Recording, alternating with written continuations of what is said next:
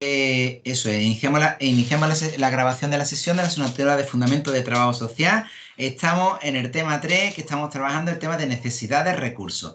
Es muy importante que recordéis que durante el tiempo que yo esté explicando vamos a intentar tener los micros desconectados, la cámara la podéis tener conectada o desconectada como os plazca. Lo importante es que cuando necesitéis hablar o lo que sea, pues rápidamente le dais al iconito de la mano levantada y yo os cedo la posibilidad de que entréis para hablar o con vuestro vídeo y entremos en conversación, las dudas que vosotros tengáis sobre lo que estemos explicando o otros elementos que tengan que ver con la asignatura, ¿vale? Bueno, voy a compartir con vosotros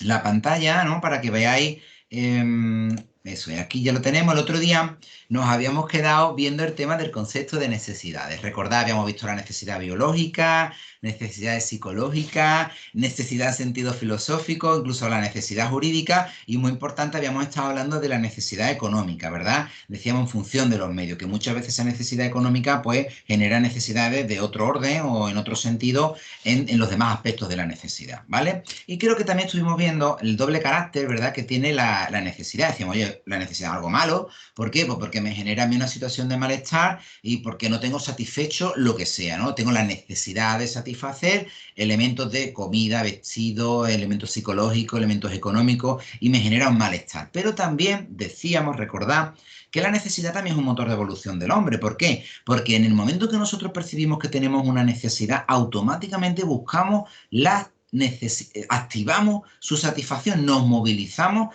para satisfacer. Y esto es muy importante. Mirad, este es uno de los principios por el cual nosotros nos regimos específicamente también, por ejemplo, cuando trabajamos con personas que tienen problemas de adicción. Es decir, si yo ahora mismo hiciese, imaginaros, una escala, os aplico una escala de valoración, un cuestionario específico que hay para detectar diferentes tipos de alcoholismo. Y yo ahora mismo paso el cuestionario y a mí me salen unas determinadas puntuaciones en determinados baremos. Yo me acerco a vosotros y te digo, oye, mira, tú tienes un problema de alcohol, tú eres alcohólico. ¿Qué me decís? Yo un problema con el alcohol, vamos, yo de vez en cuando, pues no sé, pues me emborracho, con una tajada, a veces que no sé dónde pasa la noche, ya cuando llega la romería, llega la feria, llega con los amigos los fines de semana, los lunes, los martes y los miércoles, siempre cojo alguna. Pero yo borracho, si tú no reconoces un problema, si tú no reconoces una necesidad, nunca, nunca, nunca la vas a resolver, nunca la vas a satisfacer. Se va entendiendo porque no vas a activar la movilidad.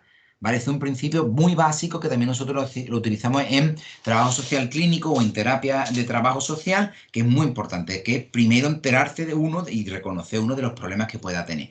Esto es como cuando, por ejemplo, yo qué sé, te pone malo y te dice el médico, te vamos a hacer unas pruebas, no sabemos qué es lo que tiene y tú te asustes y dices, me van a hacer unas pruebas, veremos a ver qué es lo que van a sacar aquí. Y ahora te llama el médico, mira, ven usted para acá, que ya tenemos los resultados de las pruebas. Tú vas asustadísimo porque no sabes lo que te van a decir. Y ahora llega allí delante del médico, te pone delante del médico y le dice, doctor, ¿qué es lo que tengo? Y se pone, pues mire usted, le hemos hecho todas las pruebas, es verdad, usted está malo, pero no sabemos qué es lo que usted tiene. Hostia, ¿a ti te dicen eso? Y a ti parece que te han matado con la frase, que no sabes lo que tengo. Entonces, claro, si no sabes lo que tengo, ¿cómo lo van a curar? ¿Qué medicamento me tengo que tomar? ¿Qué terapia tengo, rehabilitación tengo que hacer? ¿Qué es lo que hago? Se va entendiendo. Claro, cuando no es lo mismo que te diga, no, no, mira, te hemos hecho las pruebas y tiene un no sé qué, y le ponen nombre a ese padecimiento, a esa enfermedad. Al margen de lo buena o lo mala que sea, pues tú dices, vale, ya sé lo que tengo. ¿Qué hay que hacer? ¿Qué me tomo? ¿Qué puedo? Se va entendiendo. Ese parámetro, ese elemento es muy importante porque a ti al reconocer y al identificar algo, ya automáticamente ya sabes lo que es lo que quiere hacer, movilizar recursos para intentar resolverlo, para intentar cambiarlo. Y tiene que ver con este parámetro que estamos hablando de la necesidad, ¿vale? Entonces la necesidad es, evidentemente, una situación de malestar, pero la necesidad también es un motor, ¿verdad? Hasta aquí es lo que nosotros habíamos explicado el último día, ¿vale? Más cositas. Bueno, los elementos básicos del concepto de necesidad, estoy cogiendo fragmentos tal cual del libro manual que vosotros tenéis para la asignatura. Bueno, evidentemente, cuando nosotros generamos elementos básicos del concepto de necesidad, se da, por ejemplo, la privación, ¿no? Lo tenemos aquí. Si yo tengo una necesidad, un elemento porque no tengo algo. ¿vale? Esto representa la carencia de algo, son elementos básicos. Se pueden dar necesidades por privación, también genera malestar, lo hemos explicado antes, cuando la necesidad plantea problemas y causa desequilibrios en la persona, se suele buscar apoyo para restaurar de nuevo el sistema de bienestar y el equilibrio en su vida. Por lo general, las necesidades no satisfechas causan malestar, pero no necesariamente, ojo a esto, ya que cada persona tiene su escala de valores y puede percibir los acontecimientos de diferente manera. Por eso hay personas que, siendo la misma necesidad de malestar, les genera mayor o menor ansiedad, mayor o menor malestar. Algunas personas pueden tener necesidades sin satisfacer, pero no solicita ayuda porque no experimenta ese malestar o es capaz de resolverlo al poco tiempo, ¿vale? Ahí son, como trabajadores sociales vais a encontrar muchos casos, mucha casuística, muy amplia entre esos polos. Motivación, también lo decíamos antes, es el impulso de la persona para intentar cambiar su situación. Desde la intervención, este elemento es imprescindible para garantizar el éxito profesional. Un usuario motivado por superar un estado de necesidad y malestar es un buen comienzo para resolver su caso. El mejor cliente usuario de trabajo social que podéis tener es alguien que de verdad quiera resolver su problema. Casi todo el mundo quiere de verdad resolver su problema. Esa motivación la tenéis que pillar y a partir de ahí hacéis trabajo social y construís trabajo social porque es una maravilla.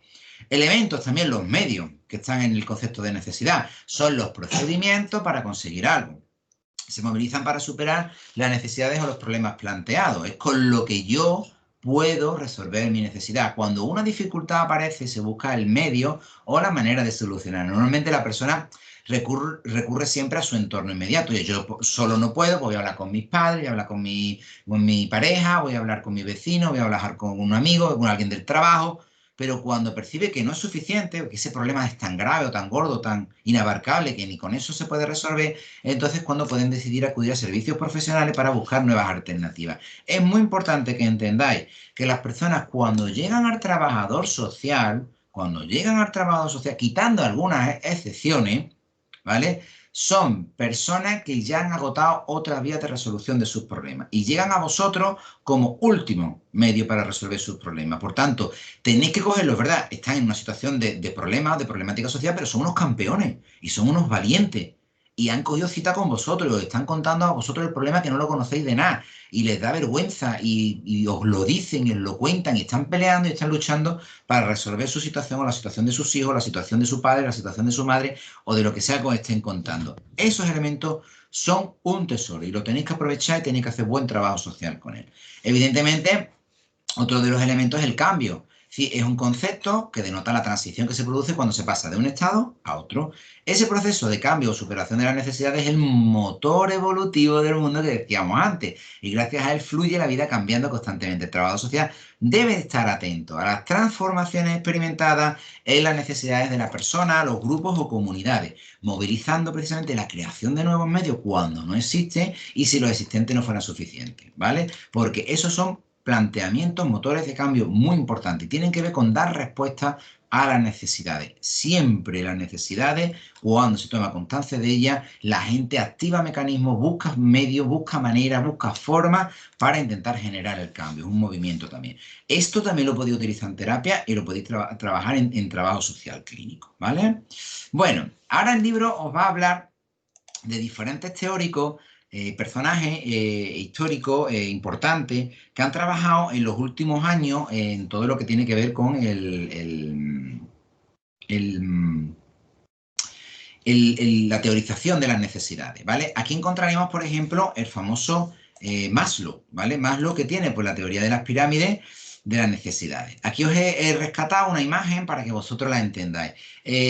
Por favor, tendríais que trabajar a partir de la página 83 y siguientes, ¿vale? Que ya se empieza a hablar precisamente de aspectos como los que estamos aquí trabajando. Pero básicamente Maslow decía que todas las personas humanas tenemos diferentes tipos de necesidades, ¿vale?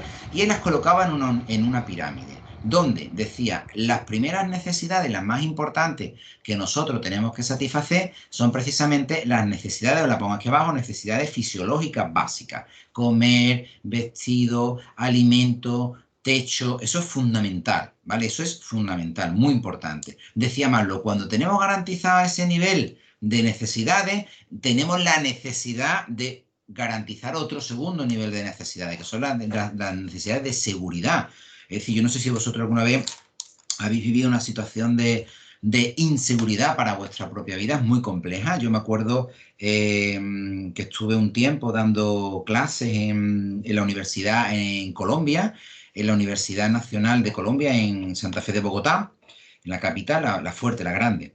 Y estuve allí un tiempo dando clases en la universidad como profesor invitado por el ministerio. Y yo recuerdo, era otros tiempos, Colombia ya no es como yo estoy contando, que estaba entonces el tema de la droga, el tema de los paramilitares, el tema de las guerrillas, había mucha delincuencia urbana, asesinaban a muchos trabajadores sociales, asesinaban a muchos profesores de universidad.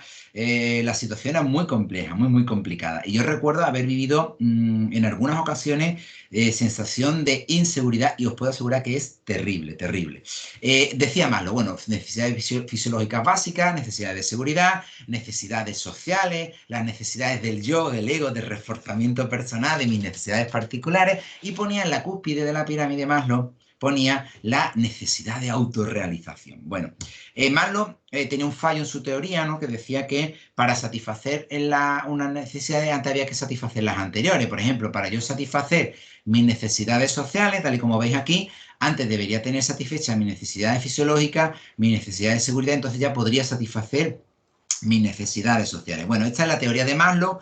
Evidentemente no es así, es decir, sí es verdad que existen todas esas tipologías de necesidades en una persona, pero hay personas que son terriblemente pobres y muy humildes y no tienen para comer de un día para otro y a lo mejor se sienten autorrealizadas, que es lo que ponía Maslow en la parte de arriba. Tenemos que tener mucho cuidado porque el ser humano es mucho más interesante y más complejo que esta pirámide de necesidades, ¿vale? Es decir, nosotros nos saltamos los escalones y hacemos lo que nos da la gana. No necesitamos una necesariamente para satisfacer otra, sino que podemos tener ahí diferentes tipos de necesidades satisfechas, aunque no tengamos para comer, ¿vale?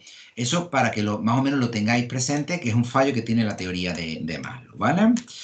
Otras teorías sobre las necesidades, bueno, pues muy famosas. Por ejemplo, la teoría de necesidades de Bradshaw, que lo tenéis también la tenéis también en vuestro manual, ¿vale?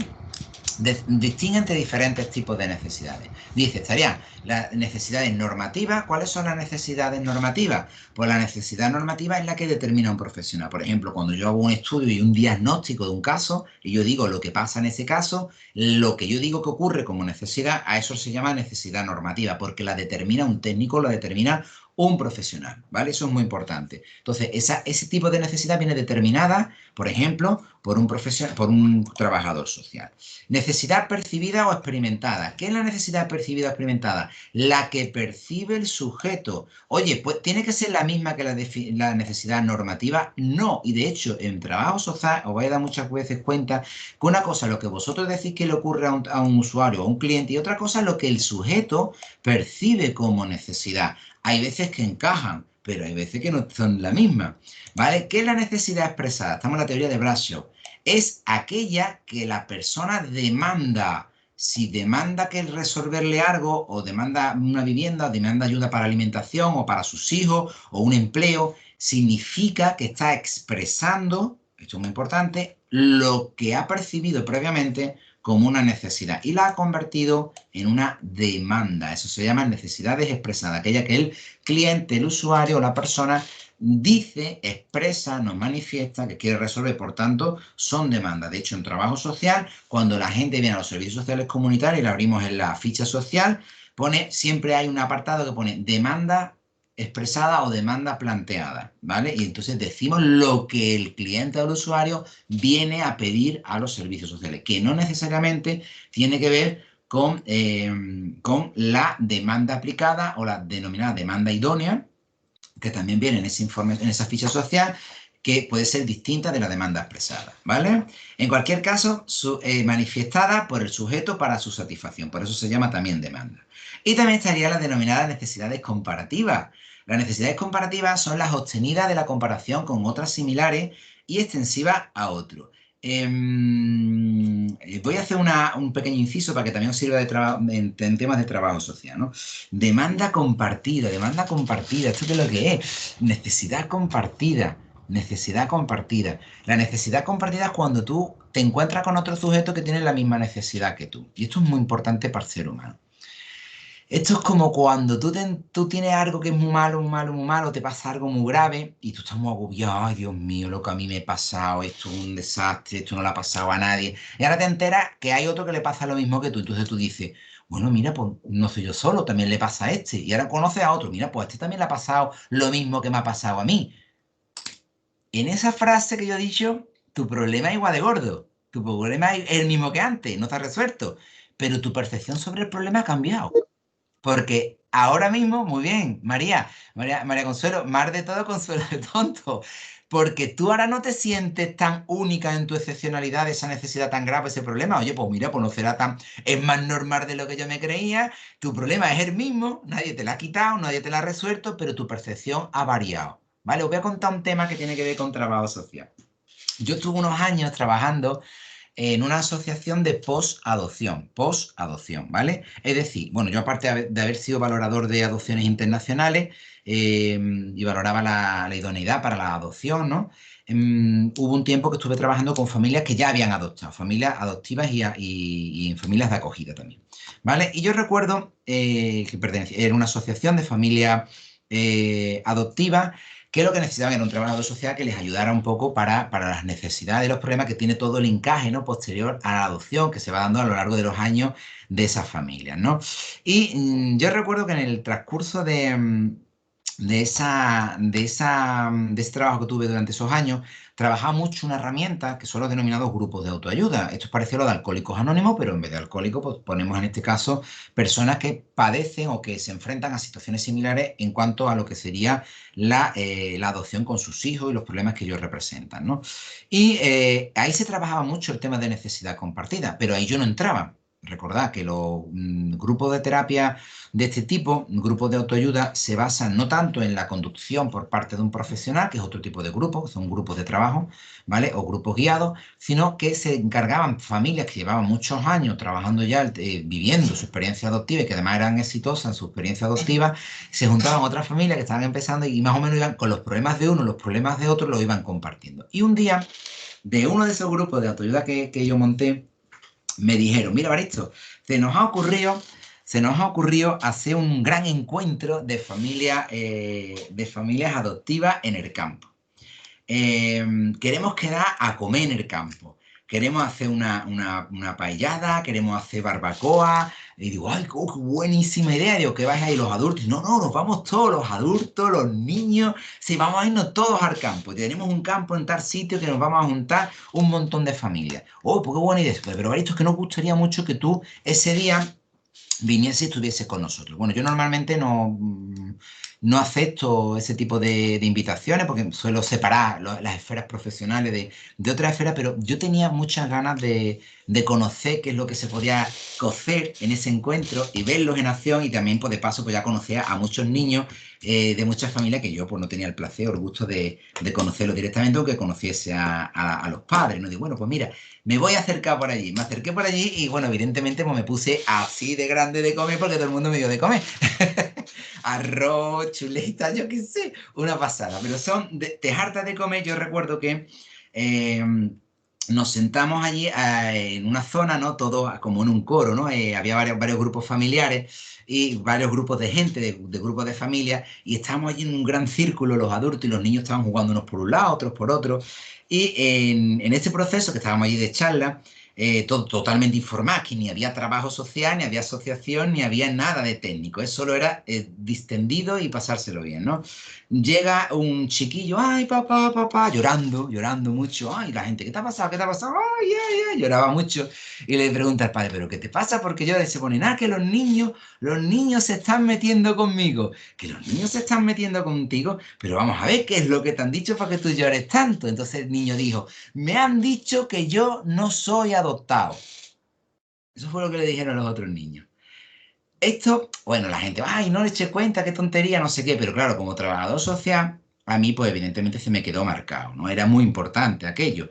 Pensar que en un momento determinado, esos niños, en todos los contextos en los que estaban, en los colegios, en las familias, todo el mundo sabía que eran adoptados, de una manera o de otra, ¿vale? Y se sentían raros, se sentían distintos, se sentían diferentes. En algunos sitios estaban estigmatizados o los trataban mal.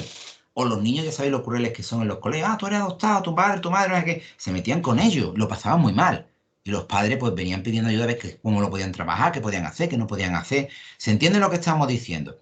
¿Qué ocurrió ese día en ese campo? Porque se juntaron un montón de familias con niños adoptados. Claro, hay familias que tenían mixtas, eran mixtas, había niños biológicos y niños adoptados en esas familias. ¿Qué pasó allí? Porque alguno diría, oye, pues yo soy adoptado. Claro, el otro dice, pues yo también, pues yo también, pues yo también, pues yo también. Y uno dijo, pues yo no. Y todos los demás se empoderaron, tuvieron esa necesidad compartida, les generó fuerza y revocaron la fuerza contra el raro, el que era diferente. Se va entendiendo, se habían empoderado en la diferencia, y en este caso el diferente era el que no era adoptado, ¿no? Y le habían devuelto, digamos, a la vida en términos de diferenciación a otro chiquillo que no tenía culpa de nada, pero el pobre pues se llevó el refrego. Y tenía que ver con este precisamente, con esto que estamos explicando de las necesidades compartidas, ¿no? Os sirve un poco de ejemplo para que veáis el potencial que tiene el tema de la necesidad compartida.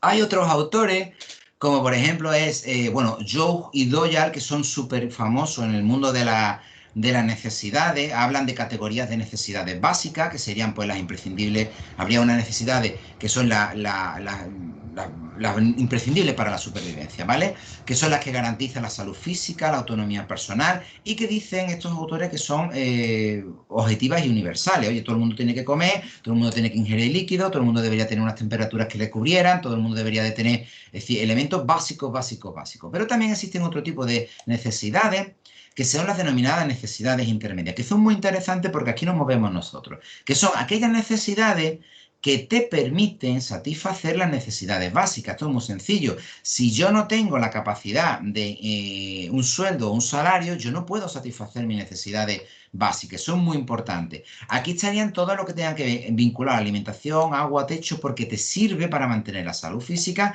y la autonomía personal. Y dicen estos autores que también son sistemas de necesidades objetivos. Al final, todas tienen que ser, son objetivos universales, todas tienen que ser satisfechas para que los seres humanos tengan una garantía mínima de supervivencia, ¿vale? Muy importante. Otros autores, también potentes, ¿eh? Todos los que se están dando en el libro, es decir, este tema está bastante bien elaborado. Un momentito, alguien ha marcado. Eh, Juan Jesús, ¿no? Tú estás preguntando si tú quieres puedes intervenir en audio y en vídeo, es más fácil, ¿eh?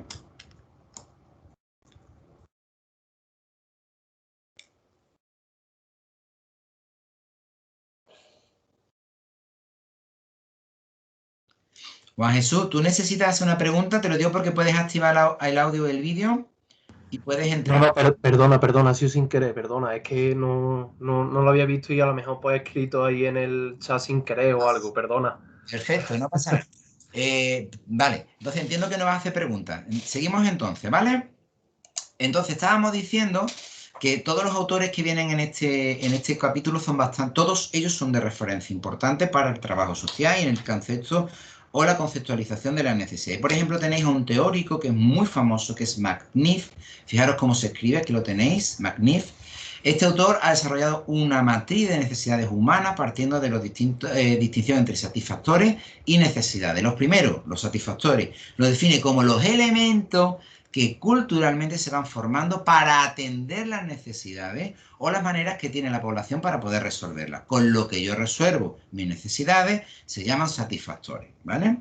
Esta teoría divide las necesidades humanas en dos categorías, las existenciales, dentro de las que se encuentran pues, la necesidad del ser, tener, hacer o estar, ¿vale? Eso es muy filosófico, y las axiológicas, en las que destaca la necesidad de subsistencia, por ejemplo, alimentación, abrigo, trabajo. Aquí tenemos las de protección, como son el ahorro, la seguridad social, la familia, el afecto, muy importante, la necesidad de afecto. Ahí estarían las vinculadas a la amistad de la pareja, la familia, los animales, las plantas. Recuerdo que el afecto es el principio de desarrollo evolutivo humano, ¿vale? Si dais psicología evolutiva, vais a saber perfectamente que el apego, que es el afecto, es el lazo que se establece desde que nacemos el bebé con la mamá, ¿vale? O con la persona que tenga de referencia, pero es la mamá, ¿vale? Y a partir de ahí empieza por imitación el cerebro a aprender y a desarrollarse, porque existe ese parámetro de afecto o de apego, muy importante.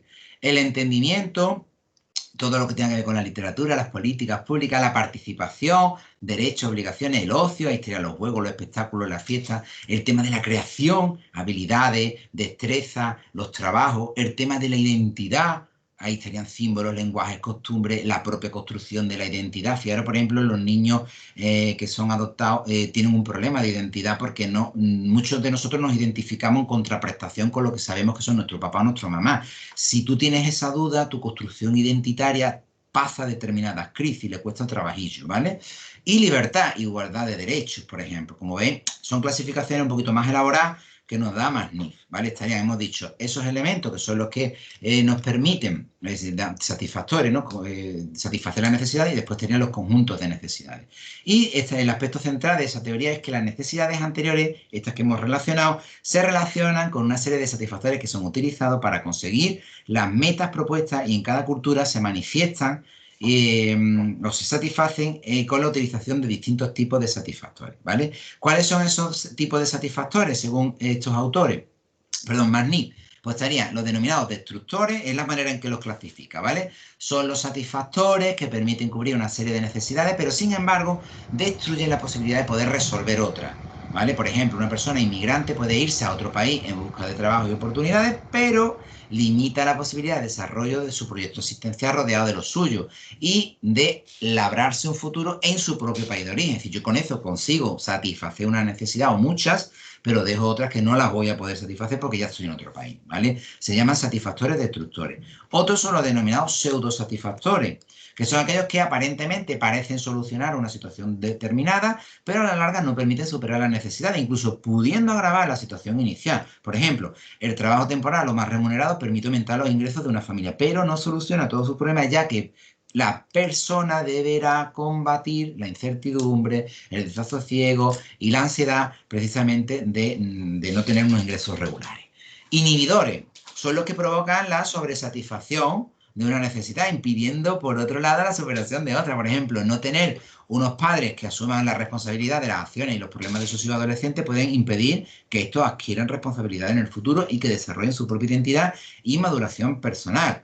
¿Vale? Esto tiene que ver, por ejemplo, si a alguno de vosotros os gusta esto, por ahí tengo yo un vídeo donde diseño o enseño cómo se puede diseñar un diagnóstico en trabajo social y en ese vídeo precisamente en uno de los casos prácticos, el caso práctico que se pone como ejemplo, aparece una chica que hace denominada Wendy y unos padres que tienen el síndrome de Peter Pan, ¿vale? Y tiene que ver con precisamente este inhibidor. Otros singulares son aquellos satisfactores que sirven exclusivamente para cubrir necesidades muy concretas con una determinada medicación, por ejemplo, como una determinada medicación que puede servir para ampliar síntomas o para paliar síntomas muy concretos de algo que estemos padeciendo, ¿vale? Los sinérgicos, estos son los que el trabajador social intentará movilizar para solucionar las problemáticas de los casos, ya que pueden incidir sobre determinadas áreas a la vez aumentando los beneficios conseguidos. Esto es muy importante. Un factor sinérgico comúnmente buscado en las intervenciones sociales es el propio trabajo, factor trabajo. Cuando un miembro de una familia obtiene un buen empleo, se producen muchas sinergias positivas. Aumentan los ingresos familiares, mejora la autoestima y las relaciones familiares, se reduce el consumo, por ejemplo, de alcohol cuando hay presencia de alcohol, bajan los niveles de frustración, en definitiva. Este tipo de satisfactores pueden permitir satisfacer simultáneamente otras necesidades adyacentes, son un tesoro. La verdad que el factor empleo, buen empleo, que es muy difícil de aplicar, son elementos muy, muy potentes. Como veis, aquí tenéis teoría bastante, todo esto tiene que ver con Marnix, ¿vale? Este autor que trabaja este tipología de satisfactores, en este caso, que lo estamos vinculando a necesidades. Bueno, el libro lo que hace ahora es que hace un repaso de los principales... un momentito.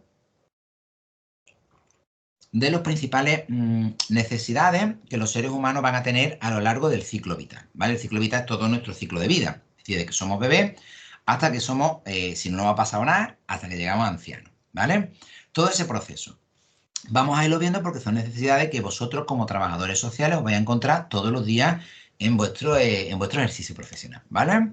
Comparto con vosotros un momentito y seguimos. Aquí estamos. Perfecto. Por ejemplo, hablaríamos de necesidades desde el nacimiento hasta la primera infancia. Nos ubicaríamos aquí, ¿vale? Desde el nacimiento hasta la primera infancia. ¿Qué necesidades son las que nosotros encontraremos como trabajadores sociales que son predominantes, ¿vale? Algunos de los más importantes cambios están relacionados con el desarrollo cognitivo. Recordad que aquí estamos en el nacimiento. Comienzan a reconocer los objetos, a apreciar la diferencia entre ellos, recuerdan objetos y personas cuando estos no están presentes, comienzan a entender la diferencia entre imaginación y realidad. Esto es muy importante. También aquí vamos a encontrar la presencia del desarrollo del lenguaje. Y tenemos que encontrar niños que tienen desarrollo cognitivo, que tienen el desarrollo del lenguaje.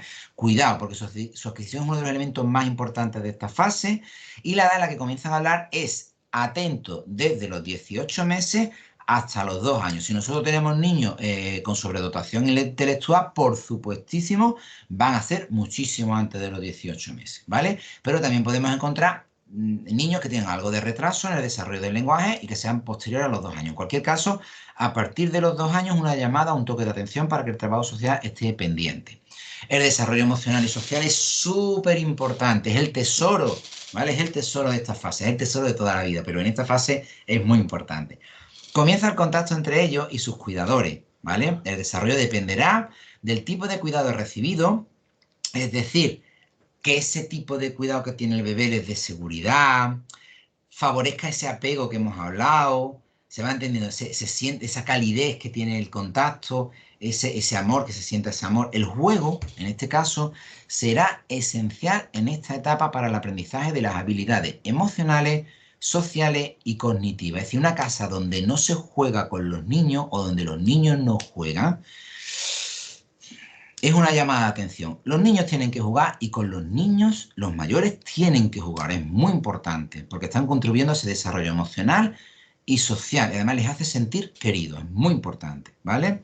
En relación con la vida familiar, ¿vale? Vamos dando saltos. ¿Qué necesidades deben de tener satisfechas o elementos principales, necesidades, problemas estamos viendo? Esta etapa presenta algunas necesidades que se deben de tener presentes. Por ejemplo, la capacidad de establecer rutinas fisiológicas básicas, es decir, cuando se duerme, cuando se come. Esas rutinas son muy importantes y se aprenden, se aprenden.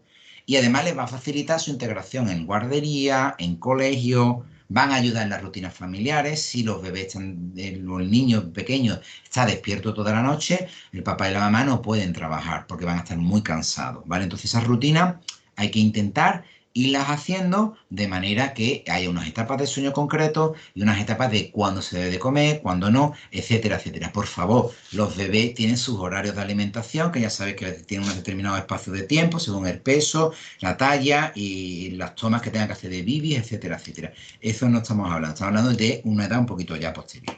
Desarrollo de las primeras interacciones emocionales también entre padres e hijos. Esas interacciones emocionales se dan desde el propio nacimiento del bebé y son muy importantes. Hay que fomentarlas, hay que alimentarlas y hay que darle espacio. Eso es muy importante. Ajustar los horarios laborales a la crianza de los hijos. Eso no es una necesidad de los hijos. De hecho, es un estorbo para el propio bebé o para los propios hijos, pero sí es una necesidad del grupo familiar en el que están. ¿Por qué? Pues porque afecta al bienestar del resto de miembros de la familia y impide en algunos casos por la posibilidad de atender, por ejemplo, temas laborales, ¿vale? Es importante tenerlo en cuenta. Los aprendizajes también del habla y el desarrollo psicomotor. Aquí estaríamos todo lo que es el tema de la movilidad, el andar, el utilizar las manos, el tema de la destreza fina, etcétera, etcétera. La fina, la psicomotricidad menos fina, todos esos elementos son muy importantes. Conocimiento del entorno familiar, son niños, los niños tienen que conocer su casa, tienen que conocer su familia, quién es familia, quién es no familia, quién lo quiere, quién no lo quiere, dónde están las cosas que yo necesito, todo ese tipo de elementos. Establecer las primeras premisas sobre el bien y el mal ya se dan en esta etapa, que si os dais cuenta estamos hablando en todo lo que sería desde el nacimiento hasta la primera infancia. Evidentemente, los niños ya a partir de ciertos meses, o sea, perdón, de ciertos años, 2 años, etcétera, etcétera, ya tienen una conciencia bastante clara de que por qué me van a reñir por una cosa o no me van a reñir, o si me están reñiendo es porque he hecho algo malo e intento identificar o voy a identificar por qué me están reñiendo, o si me están premiando, me están dando un abrazo, me están felicitando, es porque sé perfectamente que he hecho una cosa buena, ¿no? El desarrollo social en los términos que se establecen en esas etapas, evidentemente un desarrollo social cortito, pero va a depender mucho de si va a guardería, no va a guarderías, el tema del inicio del colegio, etcétera, etcétera. Los horarios y la gestión de la guardería es muy importante. Hay familias que más o menos lo pueden más o menos gestionar y lo pueden cumplir, pero hay niños que esto no lo tienen incorporado o familias que no le dan ninguna importancia. Distribución del tiempo familiar para la crianza del bebé. Es muy, muy importante cómo se organizan los papás y las mamás o el resto de miembros para poder atender la crianza del bebé. Esto es muy importante, o si hay más de un bebé, cómo se pueden organizar. Esta gestión del tiempo familiar es muy importante también que se pueda organizar. Delimitación de roles y funciones parentales. No es lo mismo ser un pareja de, o marido, o novio, o novia de que ser papá también o mamá de una criatura. Esos roles y funciones parentales hay veces que están armonizados, hay veces que no están armonizados, hay veces que tienes que poner unos por delante y dejar otros en papel secundario y hay que atenderlos además a todos esos roles y esas funciones. Y son muy importantes ver cómo se le pueden dar respuestas. Si nosotros nos vamos a la segunda infancia, vais viendo aquí, desde los 6 hasta los 12 años, fijaros, la otra etapa la hemos ubicado ya hasta los 6, el desarrollo estará centrado en el desarrollo social. O sea, aquí ya vamos de la familia, vamos saliendo hacia afuera y nos vamos a ir ubicando en otros parámetros que tienen que ver ya con lo extradoméstico. Aquí seguimos en las necesidades de cubrir sus habilidades y competencias y además desarrollarlas. Los niños descubren lo que se les da bien, lo que se les da mal y eso hay que trabajarlo. Crear un sentido coherente a su identidad y configurar el concepto de sí mismo. Fijaros, ellos aprenden a que son sujetos diferenciados de otros seres, de otros sujetos, aunque sean iguales de chiquititos que ellos, y empiezan a construir su identidad. Y además lo hacen en base a lo que no son, a la alteridad. Es decir, yo construyo mi identidad porque no soy tú, no soy tú, no soy tú, no soy tú, pues todo esto que no soy yo, de aquí para adentro seré yo. Entonces empiezan a construir esa identidad a poco. Por tanto, conocer a otros y conocer que yo no soy esos otros, me ayuda a mí mismo a conocerme a mí mismo. Eso es muy importante. Fomentar la formación del yo psicológico, que va todo parejo a esto que estamos diciendo, con sus propios pensamientos y sentimientos. Y además, tenemos que ayudarlo, que cuesta mucho trabajo, a verbalizar y a estructurar y a sacar esos sentimientos, esos valores que se están generando ahí, que son muy importantes y tienen que ver con ese yo psicológico. Elaboración de las propias características de género. Tenemos que tener muchísimo cuidado con las características de género, no truncar, no desvirtuar esas características de género, sino afianzar la seguridad en la personalidad del sujeto que está creándose para que tenga libertad y pueda construir sus características de género, indistintamente de su sexo. Esto es muy importante. Si no lo fomentamos o no le ayudamos a construir sus características de género, lo vamos a perjudicar como familia el resto de la vida. Sentido de autoeficacia en el manejo de su conducta. El cómo se comporta y el cómo es capaz de hacer las cosas bien o hacer las cosas mal. Entendimiento de las perspectivas y necesidades de los otros. ¡Wow! Esto es muy difícil para ellos, ¿vale? Pensar que ellos son puro egocentrismo, es decir, piensan hacia adentro, piensan en el yo. Entonces el tú, el otro, les cuesta trabajo, pero tienen que empezar a ver esas perspectivas y necesidades de los otros. La familia les tiene que enseñar a empatizar y a explicar lo que ha sentido otro niño, o lo que ha sentido el papá, o lo que ha sentido el abuelo o la abuela, o lo que ha sentido el tío o la tía, por algo que haya hecho, haya dicho, algo bueno o algo malo, ¿vale? Descubrimiento de las habilidades sociales. Ellos descubren sus habilidades sociales. Ellos saben cuando se sienten seguros en determinadas tareas delante de otras personas y saben si se les da bien o se les da mal. Tenemos que identificarlas también nosotros como padres o madres cuando estamos en la familia y como trabajadores sociales, ver si esas habilidades sociales se van desarrollando. Cambio en las relaciones con los padres. Hay cambios en las relaciones con los padres porque el propio sujeto está cambiando, van pasando los años, sus experiencias y su madurez también va cambiando y con los padres también se cambia y los padres con ellos también cambian porque no es lo mismo el bebé que el niño de 6, que el niño de 12. ¡Wow! ¿Vale? Impacto importante de los estudios parentales, de los estilos parentales en el desarrollo. ¿Cuáles son los estilos parentales? Pues tú puedes ser un padre dictatorial, puedes ser un padre totalmente permisivo, estoy hablando de los clásicos, ¿vale? O puede ser un padre, el ideal, ¿no? Democrático, ni muy permisivo ni muy dictatorial. Esos estilos parentales en cómo tú eres como padre afectan evidentemente al desarrollo de tus hijos, ¿vale? Diferenciar también la realidad de la ficción. Evidentemente, si no somos capaces de discernir lo que es real de lo que es ficticio, pues probablemente tengamos un problema de salud mental, por ejemplo. Mejorar en la capacidad de utilización de los procesos cognitivos. Evidentemente los procesos cognitivos cada vez son más complejos, por eso en el cole se evoluciona en cuanto a tipos de tareas, tipos de deberes, tipos de asignatura, tipos de contenido que se van trabajando según pasa la edad, ¿vale? Mejora del entendimiento, por supuesto que va asociado también al paso del tiempo o de los años. En relación a la vida familiar, en esta época, si os dais cuenta, es muy crucial. Adaptación, encontramos aquí de los horarios del colegio a la vida familiar y laboral y todo lo que tiene que ver con la organización laboral. ¿Quién lleva al niño, a la niña al colegio? ¿Quién lo recoge? ¿Cómo lo recogemos? ¿Cómo nos organizamos? Si tiene o no tiene actividades extraescolares. Y os pongo también otro elemento social como son las necesidades escolares, materiales, desplazamiento. Todo eso implica cambios familiares importantes y una estructuración, reorganización familiar en condiciones. Formación de la personalidad de los propios niños o niña. Un momentito que me sale un mensaje emergente. Bien, Isma, ahí está entrando en la sala. Vale, seguimos entonces, perdón. Os decía, formación de la propia personalidad de los niños y de las niñas, pero conforme a esas edades. Cuidado que con 12 años se tienen ya rasgos de personalidad bastante fuertecitos y bastante interesantes de los sujetos, ¿vale?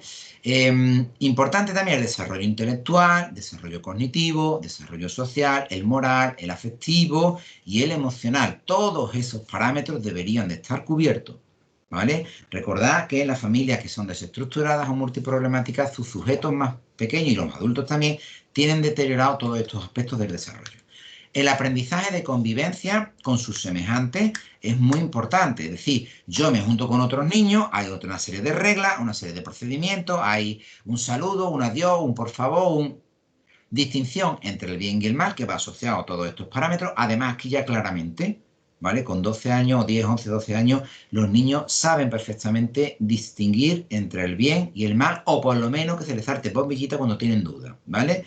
Formación vinculados a esto mismo de valores y principios morales. ¿Qué valores y principios morales van a tener los niños? Pues en principio los que la familia y el contexto les enseñen. Esto es muy importante. Si mi papá ve mal robar, yo voy a aprender que robar está mal, pero si mi papá todos los días trae cosas robadas de otras personas y además viene muy contento por lo que ha robado, yo voy a entender que eso es lo que yo tengo que hacer porque es bueno, ¿vale? Estos elementos son importantes.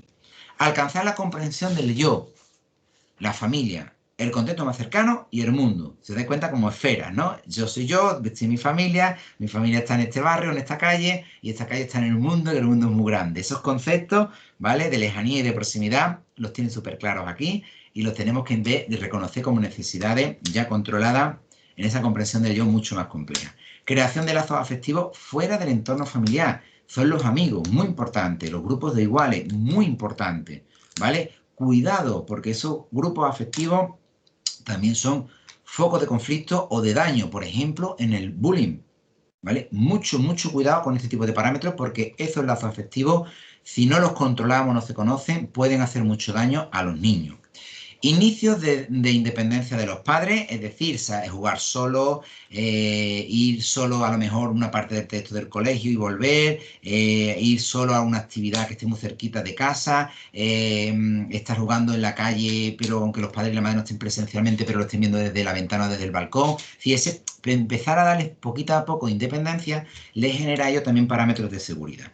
Adquirir destrezas y habilidades sociales, porque vamos, ya está en un contexto social. Muy importante, muy, muy importante la asunción de la propia sexualidad. Os recuerdo que la asunción de la propia sexualidad aparece en toda la fase de pubertad. Aquí ya la tenemos emergiendo, ¿vale? Y es muy, muy importante. No hablamos de identificación sexual o de género, que ya se ha producido, se ha empezado desde incluso antes, sino de la propia sexualidad, evidentemente en los niveles y los parámetros que marcarían el propio desarrollo físico y también intelectual del sujeto, ¿vale? En las edades que estamos hablando.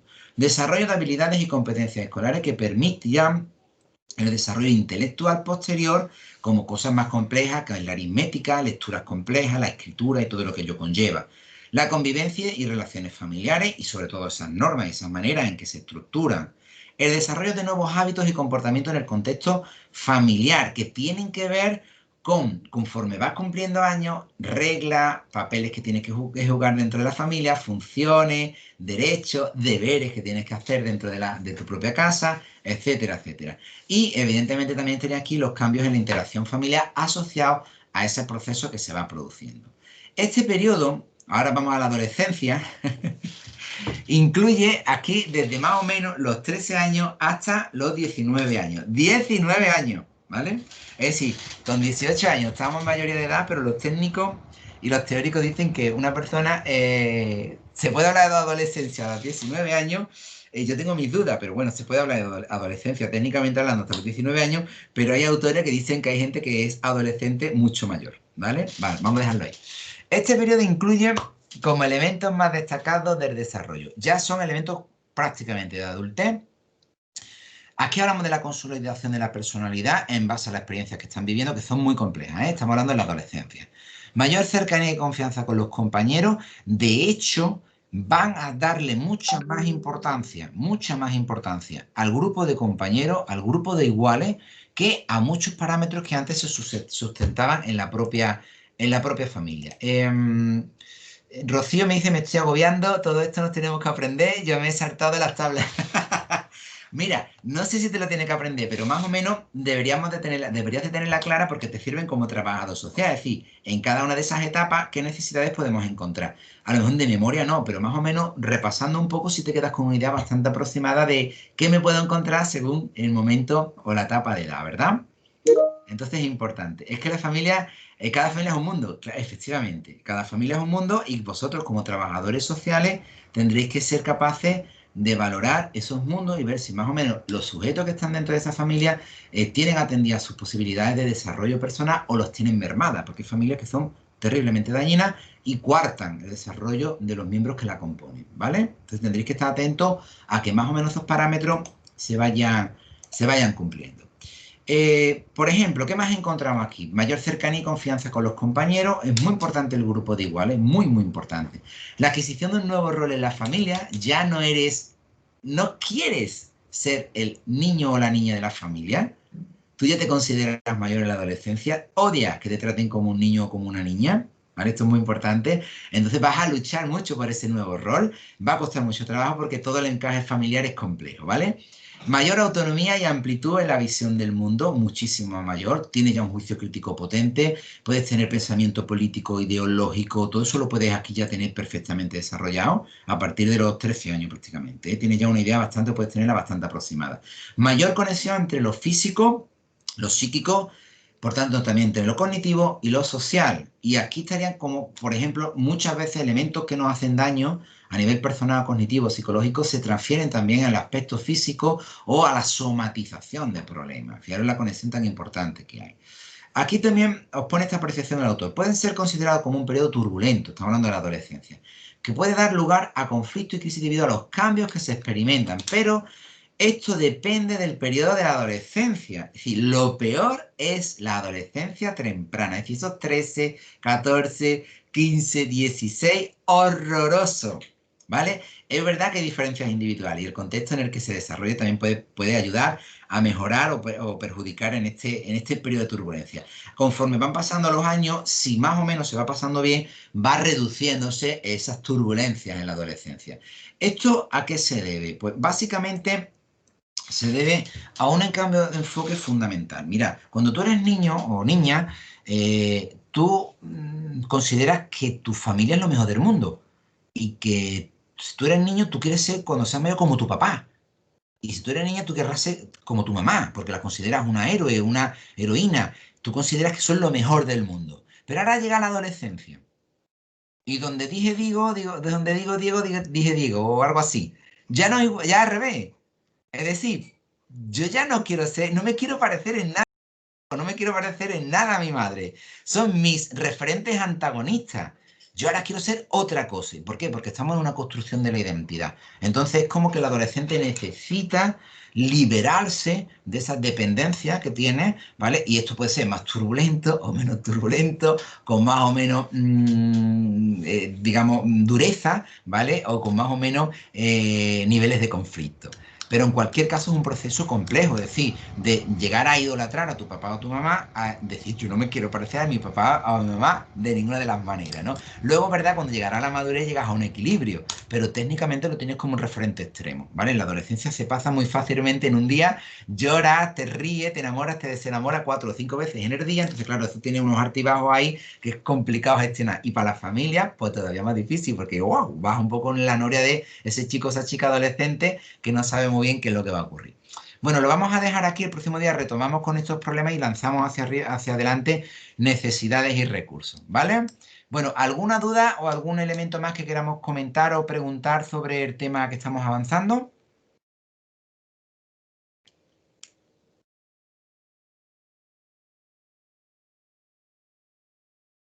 Bueno, pues entonces lo que vamos a hacer, nos vamos a despedir. Ah, un momentito, Juan Jesús. Ah, sí, las tablas que nos hemos visto, que estaban anterior, y ahí está. Ah, también las tenéis que ir repasando, todo ese tipo de información. Son temas importantes, todos temas tienen mucha información, aunque yo voy discriminando en la exposición, pero siempre tenéis que ser respetuosos con el material del libro, que en verdad es el que os entra en examen, ¿vale? Indistintamente de si yo les dedico más tiempo o menos tiempo, ¿vale? Vale, ¿alguna duda más?